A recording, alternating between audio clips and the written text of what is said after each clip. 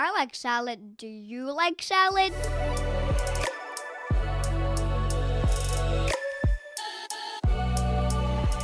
Hi, I'm Hostion Ho. I'm living in Vancouver, BC, Canada, unceded territory of Musqueam, Squamish, and Tsleil-Waututh nations.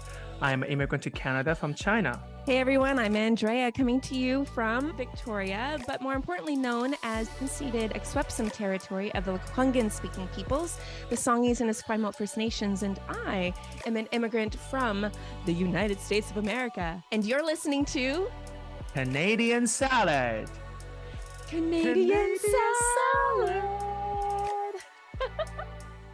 Hi, everyone. Hello. Yay. Second week in January. Oh, it is warm. I will say it's not as cold as last year.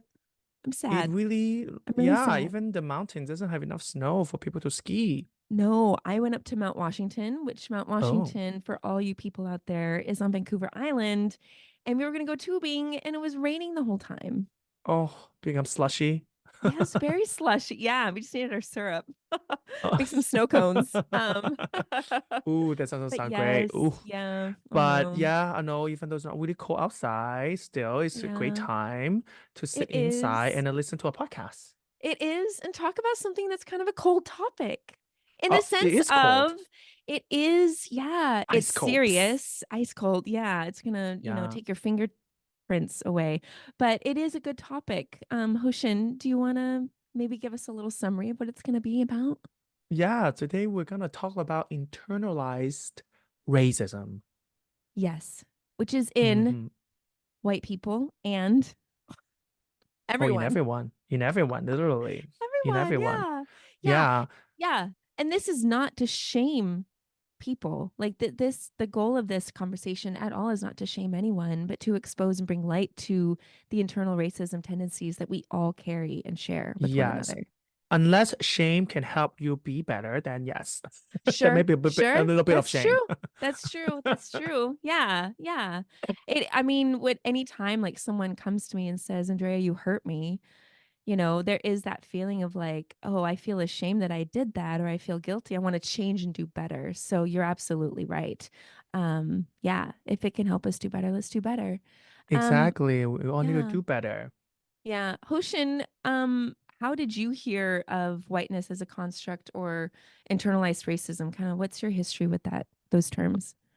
Oh, I mean, of course, when I was younger, I never really knew internalized racism or have an idea of it, even though I know now I'm looking back, of course, I definitely have a lot Yeah, of internalized racist idea in me that believe that, for example, white people is definitely the best, and then Asians are better than black people, for example. I still had this kind of anti-blackness in me, which is I'm not gonna shy away from that and learn from my mistakes yeah, and my problem. yeah, And I'm still in many ways, I'm still in the journey of trying to kind of resolve all of the internalized racism in me. yeah, And especially in my environment, even right now, living in South Vancouver with many POCs around me, and I can still see people have this internalized racist behavior or thought that sometimes just, leak out or exude out from things words they say and things they do. For example, like I know some Asian friend of mine like to wear color contacts because they think is make them look prettier. mm, And of course, that's this kind of Eurocentric aesthetic yeah, beauty standard to yeah, believe that all black eyes are not beautiful. yeah, Or some women I know specifically, women somehow, that want to be more white, like pale. They will like wear mm, foundations or whatever to make sure they look whiter than they actually is. And again, mm, they think white is beautiful. Um, mm. and then the most bizarre that I have experienced is some Asian friends of mine somehow thinking, oh, if I drink bubble tea, that's not as bougie as drinking coffee. Huh. Interesting. Yeah, I have I got that love bubble comment. tea. Yeah. I love bubble tea too. Yeah. And somehow, yeah, I have like been very passive aggressively shamed before by saying that I like bubble tea and I prefer bubble Same. tea over coffee. So, Same. I think all of that is definitely Yeah. obvious kind of manifestation of internalized racism. Right. Yeah, what Completely. about you? Yeah. Do you have any Well, first, First, I just want to thank you for acknowledging the journey because I feel like just acknowledging it in ourselves is the very first step. And, knowing that it is a journey, I think for myself, I am embarrassed to say that whiteness um, as a framework for understanding the world that I live in and white supremacy, I was not aware of those terms and those systems being systems about 8 to 10 years ago. And I'm 42. So I am embarrassed, but I will say the subtle messaging though was so consistent in my Yeah. upbringing. Right. Hmm. It was always like, oh, look, it's who discovered the Americas, right? This doctrine of discovery that, oh, it was these European settlers, right? And look at all of the goodness that they brought to people who were quote unquote uneducated, or whatever the lie was that was perpetuated in history, because the history books that I grew up with were extremely whitewashed, right? White people Hmm. were the saviors, and then even in the church, it was, well, we need to go and we need to save the poor Africans from disease and poverty. And so this idea of white saviorism, that it's white people that make systems better for the world, and we have the answers. Um, and then racism was always, anytime it was brought up in conversations with white friends, white family members about racism, it was always this extreme idea, right? Oh, well, racism is like slavery, right? And we're not that. Oh, racism is the Ku Klux Klan, oh, we're not that. And so that's not me. That could never be me. So I'm not racist because I don't own slaves, or I don't have this mentality that I'm superior than another person, when in reality, all of those subtleties were embedded in everything from our food to our history to our politics to our religion to our God. I mean, it was embedded in everything. And that's, like you, that's the journey that I am unpacking each and every day. And I'm glad that I am. And I know I'm becoming a better person because of it. Um, so that's my experience, as ugly Yeah. as it is. No, I wanted to like echo to what you said. I think by acknowledging that first, I think all of us are a little bit racist. Yeah. Yeah. I think that's one thing every one of us has to acknowledge. Yeah. If you try to deny that fact, it's not going to help you in any way. Once you have acknowledged that we all are a bit racist, then we can start to unpack how racist I am. Am I internalize a lot of this racism in myself, in terms of how I see the world, how I treat others, or is it just like occasionally in very specific occasion that will come up? Right. By acknowledging that's the first step we can resolve any problem. Right. Otherwise, you'll never Exactly. get better. No, you don't. No. And it is, in some ways it's relaxing to admit to that. It's Yeah, actually a breath of relief because now I'm accepting it and I'm willing to change it. Once you see it, you can't unsee it. And I I think agree. that's what scares a lot of people. But yeah. So Hoshin, can you define what's kind of the textbook definition of internalized racism?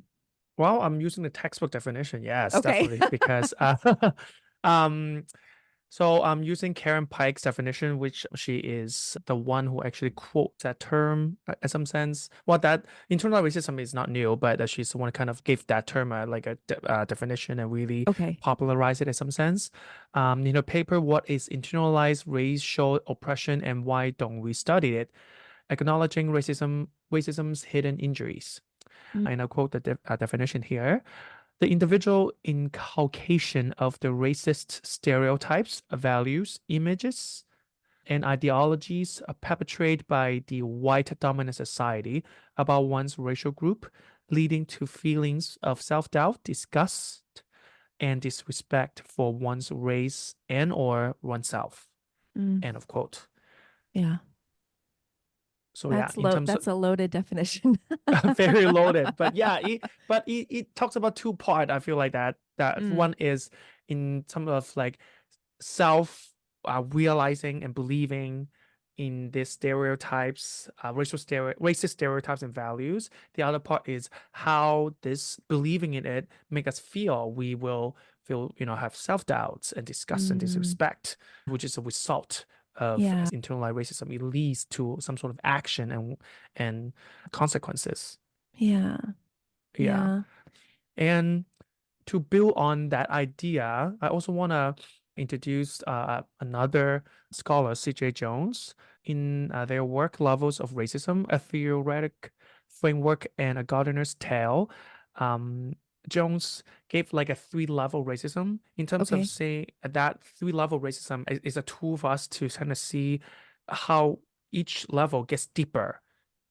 Okay. Each level gets more as a bigger scale and more Okay. fundamental scale in some sense Okay. that Hmm. affects or even Mm. builds a Mm-hmm. racism. The first one is personally mediated racism, Okay. which is the basic everyday racism, this racial discrimination that we get, that people think black people are criminals, for example, this kind of racial Mm. discrimination. Mm-hmm. And the Mm-hmm. second level is institutionalized racism, which is Mm. I think maybe, for Everywhere. example, everywhere, literally, Gosh, in maybe our some governments, politics, yeah. in Even service, health benefits, economic yeah. benefits, opportunities for jobs, opportunities for But healthcare, immigration is one of the everything most, immigration huge. definitely Yeah. the all the most obvious institutionalized racist system.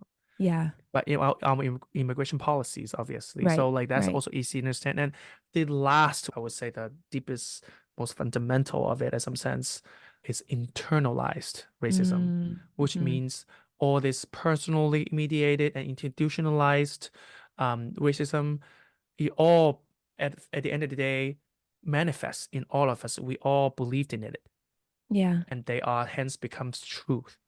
Yeah. Once we Mm-hmm. all believe it, and even it's a lie, if it's collectively Mm-hmm. we believe it, it becomes the truth, right? Mm-hmm. So once we all internalize these racist ideas, and that's how racism can be deeply rooted into society, in everything we do, everything we say. Yeah.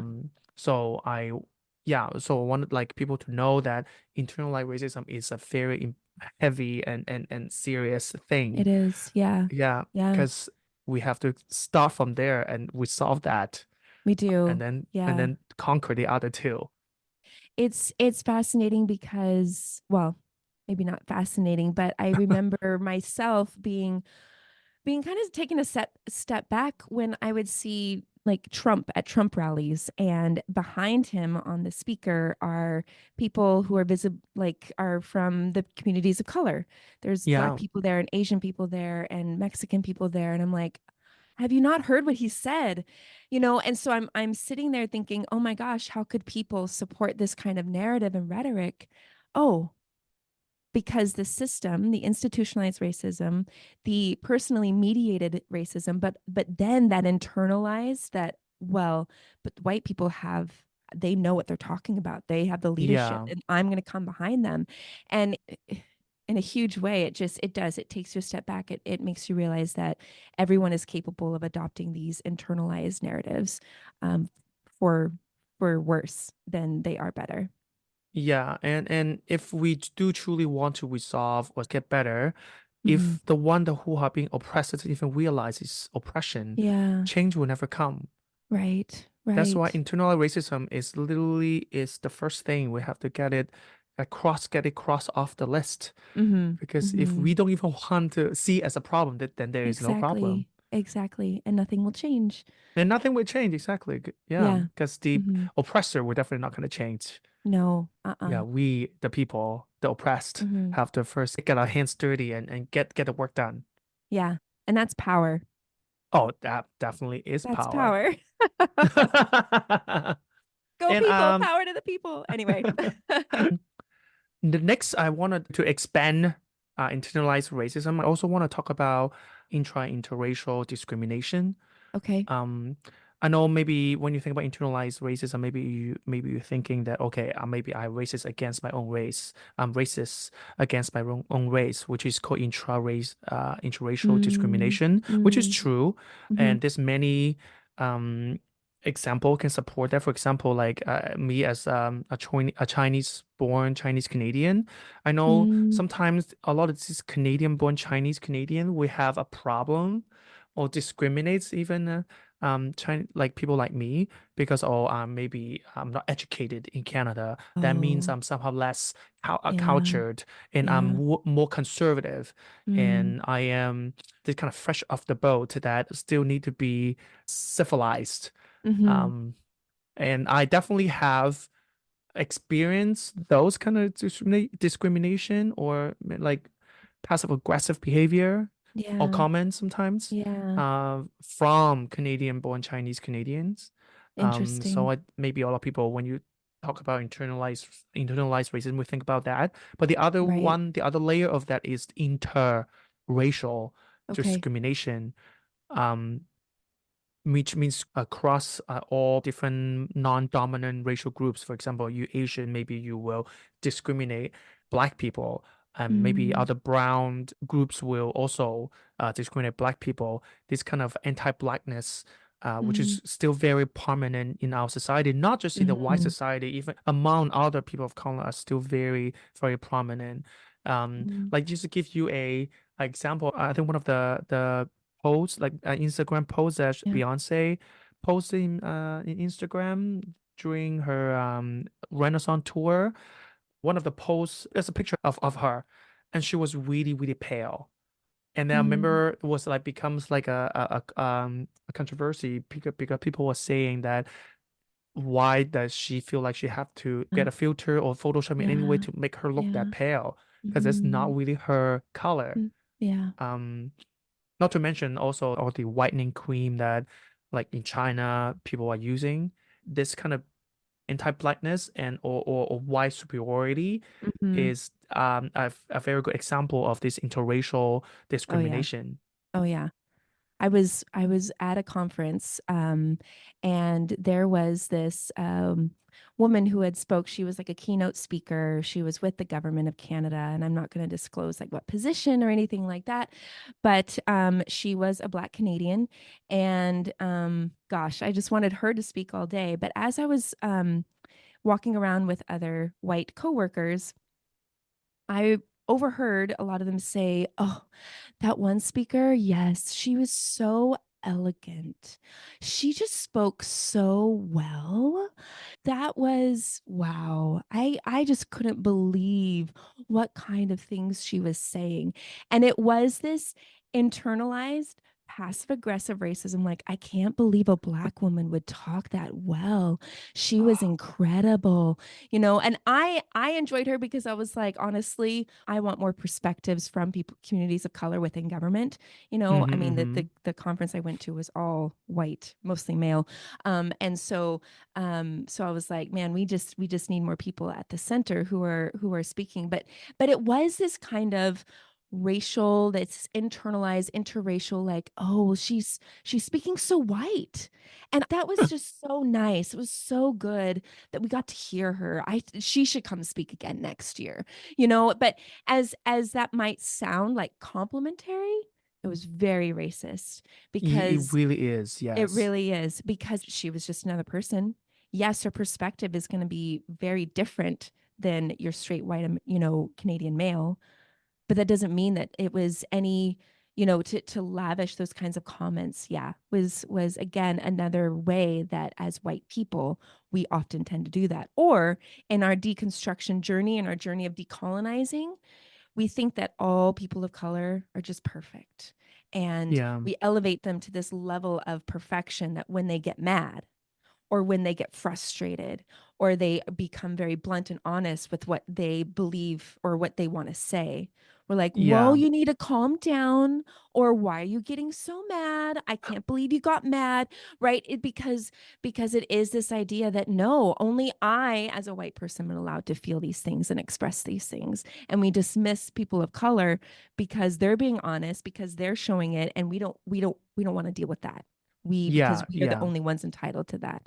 So it Yeah. it masks itself within whiteness in so many ways that again, like you said, this is a journey that is ongoing, and it's something that we have to evaluate in ourselves all the I time. agree. I also want to mention that, like, I know when we talk about racism, we use white people as example, but Mm, then especially in this episode, I want to also mm, anchor the point that people of color can be racist too, mhm, especially now they were talking about internalized racism. mhm, I personally had experienced also a lot of racism from people of color, mm, especially in the dating pool, in the queer dating pool itself. If you're POC and queer, a lot of people might just think, oh, I have a mhm, pass on racism or be discriminatory in anything I say or do. So they just feel like no matter what they say, what they do, they are not racist or being Mm, discriminatory. mm, For example, I once have this one Latino guy was just saying, "Oh, you're Asian. There's no way you can be aggressive or dominant mm, in bed." Anyway, he was mm. just again, it's just the I'm projection of sorry. submission Yeah, of being yeah. Asian. Right. It demeans your sense of identity, right? And then you start to believe it, and then Yeah, for you hurt many, and shove yourself down as well. Yeah. I believe a lot of people without the proper tool or proper maybe even counseling access, if all this that is all the voice you hear, yes, a Yeah. lot of people will start internalizing those ideas. Yeah. Yeah. Yeah. And internalized racism is not good for you. No. No. No, it's not Like just like like not, physically not good for you, right? Like it actually affects your health. Is that what you're yeah, saying? yeah, it's not just like not good for you in the sense, not good for the society in general And your of role in life, of blah blah yeah blah. Yeah. yeah of Yeah. equality of justice or not that it's also physically and mentally hurts you. There Mm, this report, a very extensive report by the U.S. government National Library of Medicine. Again, we'll mm, put it on our website. yeah. Um, it, it quotes many studies to show that internalized racism can hurt you physically. For example, it will increase the chance of obesity or even sleep problems. And you Mm, definitely also have psychological effects, like you will have more likely to develop anxiety symptoms or depression even. mm. So it's not good for you. No, it's not. I No, know. it's So not like good don't for be, anyone. yeah, don't be Yeah. internalized racist. No. Otherwise you're gonna become fat and you can't sleep Oh, and you're no, depressed and anxious. just unhealthy. I mean, yeah, it leads to a whole habit of anxiety and behavioral disorders that, I think all of us, I truly believe that all human beings truly want to be loved and to love in the best way possible. Ah, I think we're born with that. I don't think that our environment nurtures that, unfortunately, because of these systems that we've talked about. But yes, I do yes. honestly think that when you suffer so much, when you are confronted with so much, you're just like, I just want to be free. I just want to break. And the way to break that is to acknowledge it, is to like say, actually, this is hurting me. I'm going to do things different. I mean, of course, we at the end of the day, you're right. We all just want to be loved. We all just be loved Yeah. equally. We just want to do our thing, go on our day without any, obstacles that is forced upon us Mm-hmm. solely based on who we are. Mm-hmm. No one wants that. So of course No. yeah. So we need to have solutions. We need to get to a solution Yeah. to Yeah. help everyone, to get anyone to that level. Yeah. What would you say are some of the solutions to overcome internalized racism, Ocean? Do you have any? Um, Yes, I stumbled upon this article from University of Kansas, and I think they summarize quite well. And so I'm Okay. just gonna use some of the points they use here. Okay. First, they said you should take pride in and celebrate your culture, Yes. which Yes. I see that very important. You have to, Yes. but then I think for me the problem is what is your culture? I Sure. think when you kind of deny your race, you might probably also deny part of your culture. So I think Mm. the first step for a lot of people that are racist towards themselves, they probably need to sit down with themselves and see what is my Yeah. culture, Sure. and how can I celebrate it? Yeah. Maybe ask your elder, do some soul searching in many ways, travel back to your, Yeah. if you're Your from somewhere roots. else, yeah, your Yeah. roots, Mm-hmm. and find that, and then find ways to take pride in them, Mm. and as you should, because Yeah. your culture must survive a certain length of time, Yeah. and it brings many people together. There's so much Yeah. pride in whatever culture you're from.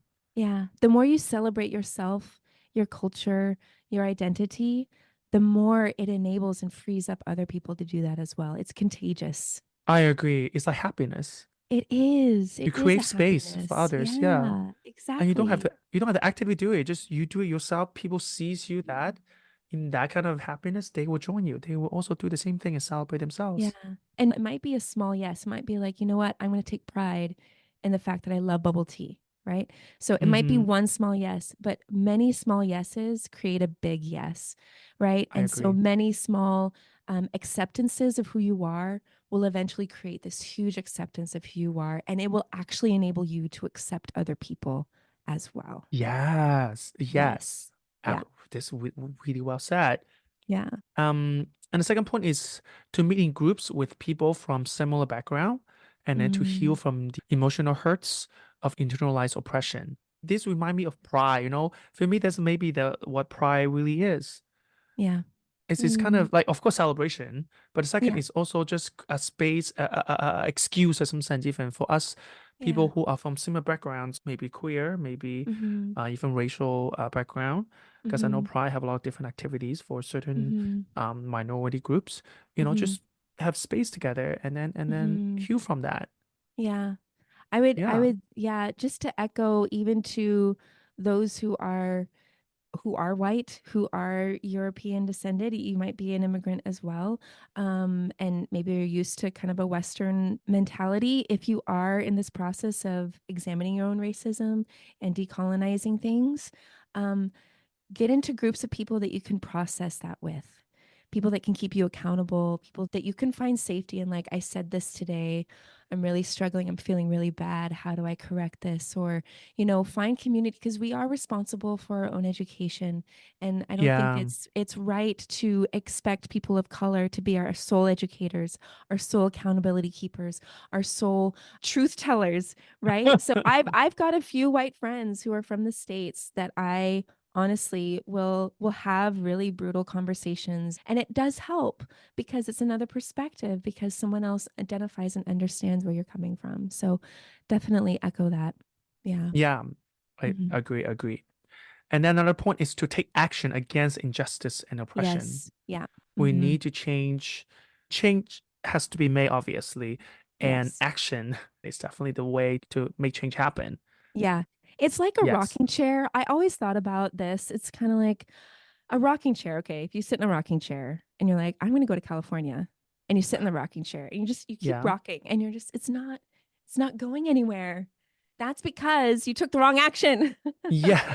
Right? Like, fate is not just going to lead you to that change. Like, we are change agents. We have a free will. We have the ability and the power to change things. If we're not taking that action and we're not saying that yes, then we will never get to our California. We will never get to the change that we want to see.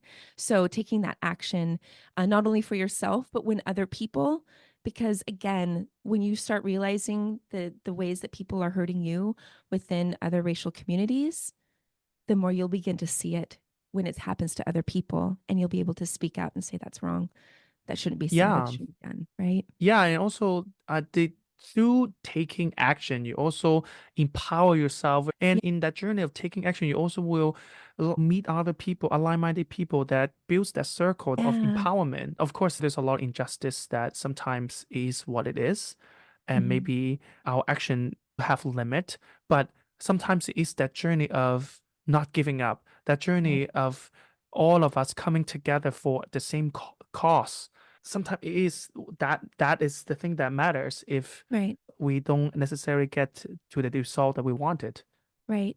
And when you're feeling overwhelmed by the system, by the circumstances, by the racism, activism is a great way to channel that energy of Yeah, frustration and let it exactly. out. It's like when I go to protests and I hear other people who believe the same things as I do, I feel so heard and seen, and I feel like this big release of all the things that I felt during the past week just let go, right? And it's healthy for us, so that we're not just doom scrolling on our social media and just, Yes. Yeah, actions always speak louder than mhm, words. And in terms mhm, of action, you know, sometimes you can also do small actions. For example, if you notice this internalized oppression in one person or in one group, point it out yeah, and yeah, offer, if you can, yeah, offer offer some help to help them to change direction, help them mm, to change the mhm. behavior.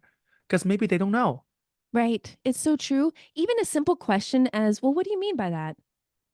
Because sometimes a Yes. lot of people will say stuff that they really haven't gotten a lot of thought to because, again, you've internalized it, you've heard it, you've been conditioned to believe it. So when someone comes at you with a question, well, why would you say that?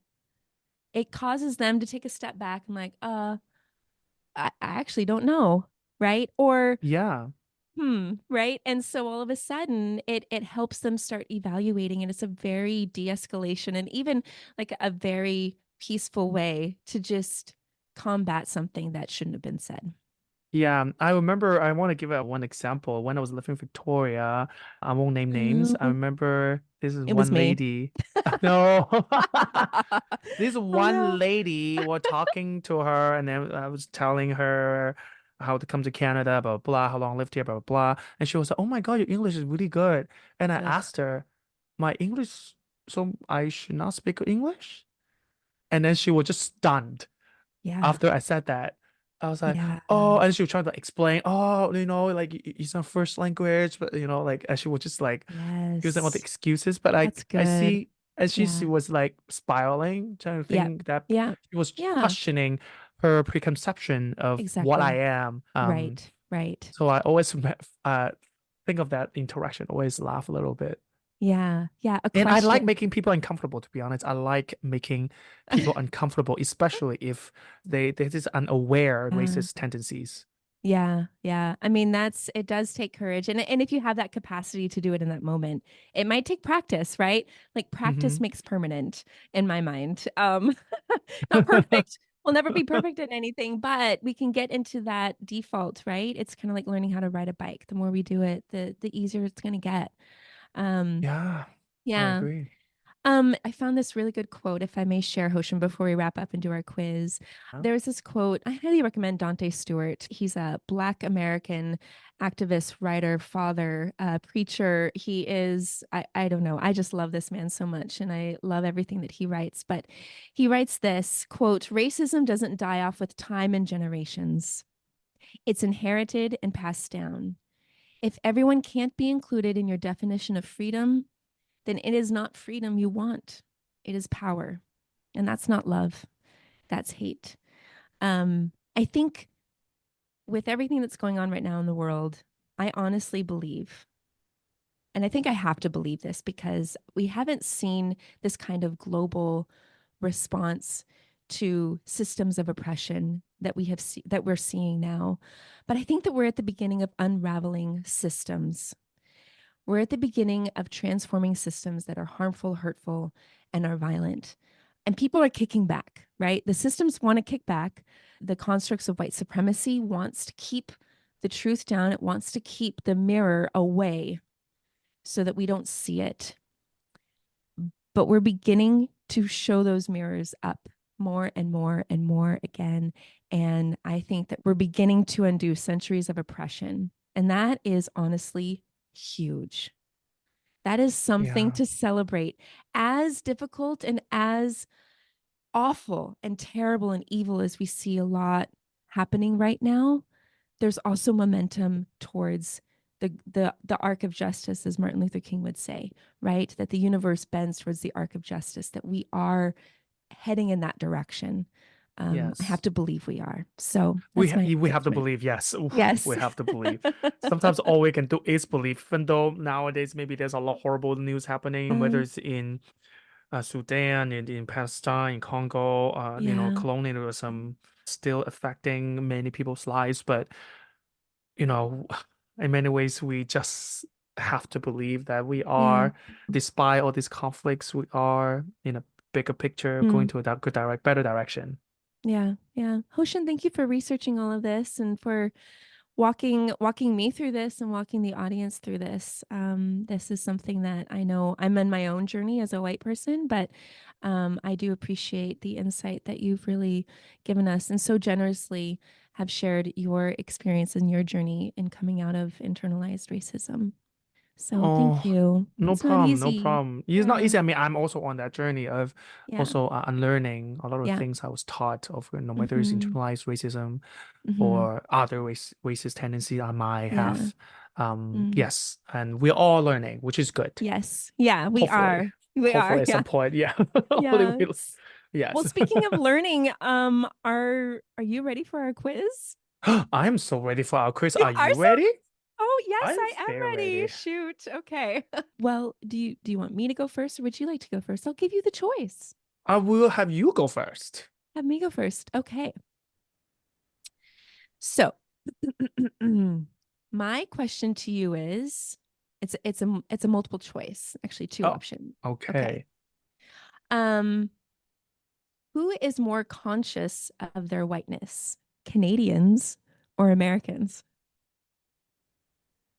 Conscious in this sense, like they like feel ashamed of their whiteness. No, Like conscious meaning that they identify as white. Would you say it's Canadians or I think Americans? Americans. Ding ding ding ding ding. You are correct. I mean, Yes. that's not a difficult question. I'm But sorry. okay, for me, I was actually surprised by this Really? because, well, only because, I mean, there's a lot of language in our government system in Stats Canada that really needs to kind of be revamped and things like that. But what was interesting is this study, the survey came out of Maclean's, and it actually showed that Americans, of course, identify, like you said, much more than Canadians as white. In fact, about half, double the amount based on the survey. And they asked an expert, they were like, why is this? And the person said that basically for so long, Canadians always identified as, well, I'm European Canadian, I'm Asian Canadian, or I'm Oh. Canadian. You know, white or Caucasian was not necessarily this identifying factor for a lot of people who lived in Canada. So anyway, I thought that was very, very interesting. But yes, white is very predominant identity factor in the US. So Okay. go, Okay. go. I okay, that's interesting, but not surprising to me.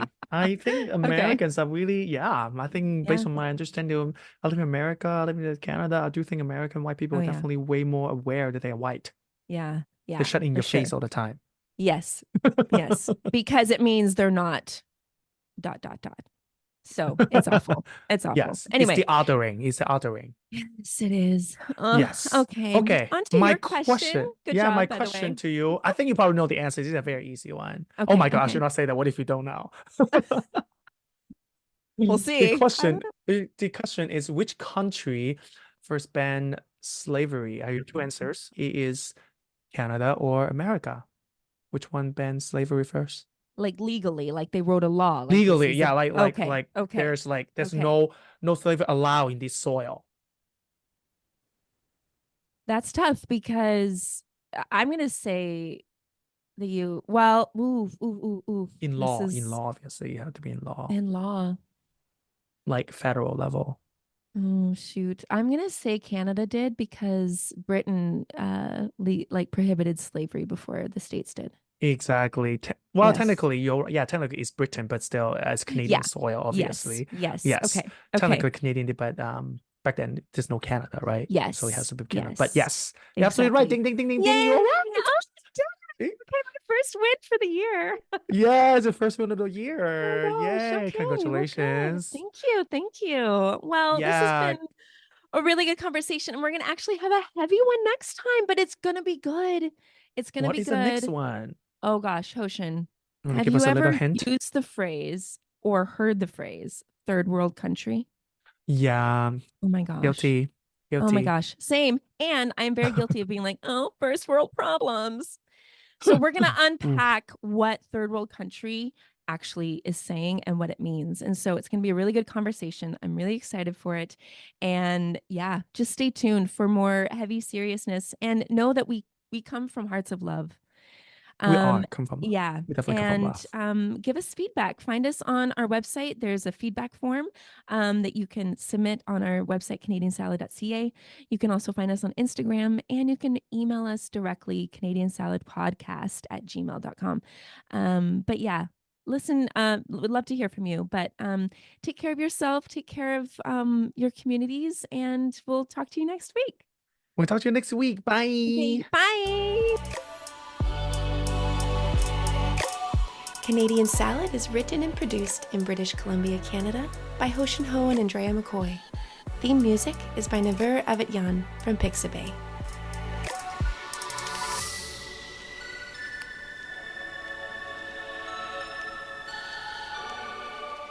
This has been a good Janklin production.